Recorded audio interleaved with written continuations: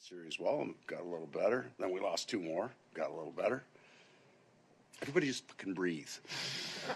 Right? I feel like you people have been here, you're tight.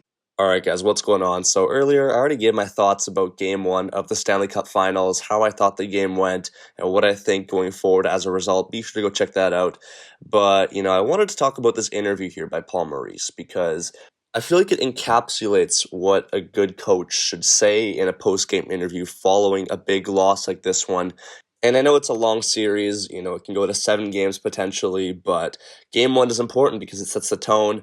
And we talked a little bit about how a 10-day break for the Florida Panthers could be harmful to them. They scored the first goal. I was thinking, okay, maybe I take it back a little bit. But by the second, third period, it was clearly Vegas's game. And I think that anyone who was watching the events of what happened would agree with that statement. So regardless, after the game, you're in a room with a bunch of people and they're asking you all these hard-hitting questions. It's easy in moments like this to get frustrated at the interviewers because why would you want to be explaining to them step by step what went wrong in that game? It's frustrating and, it's easy. And we've seen other coaches lash out before at, the interviewers and the analysts that are asking all these questions, trying to get as good a story as possible. But, we see Maurice here and he stays composed. He tells the people in there to calm down, basically insinuating that, it's a marathon, it's not a sprint. It's early in the series, and ultimately, they've been in this situation before numerous times. In the regular season, people thought they were down and out. They were 24th in the NHL after Christmas or something like that. We saw in the Boston series, they were down 3-1. People doubted them. It was looking like it was going to be over. Marchand had a breakaway with like 10 seconds to go in Game 5 to send the Bruins through. They didn't go in, and they fought all the way back, and they're still playing hockey today.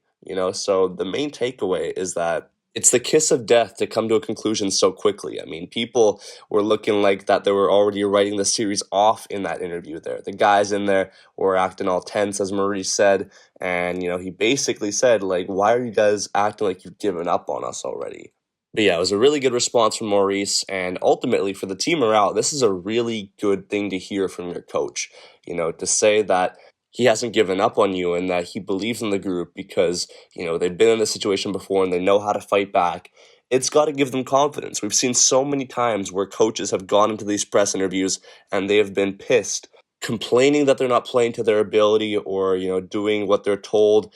And ultimately, that can only be harmful for the room. So, something like this, to stay calm in a situation where the stakes are so high, and, that's huge, right? So I do want to know your thoughts. Has your opinion of Paul Maurice changed throughout these playoffs, in comparison to the years previous that he's been in the NHL? Because when he was on the Jets, I didn't really think that highly of him, but, ever since he's been able to claw his way back from 24th in the league to now the Stanley Cup Finals, and everything he's done in the process to ensure that his team is well prepared to play in these games, it's admirable, right? So yeah, be sure to let me know. Thank you guys so much for watching. Like, comment, subscribe if you're new. I'd love to have you around. And yeah, have a good day and take care.